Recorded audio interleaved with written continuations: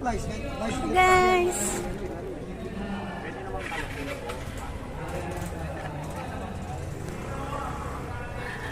Yan, ang dami mo nakamotor. So may training po ang aspirant ngayon sa PR Gen. So lahat ng sector. So may mga taga Parañaque, Taguig, Makati, Bulacan pa nga. So ayan. Ang ganda ng pasyalan dito. Saan? Ayun, sa kabila. So, ayan guys.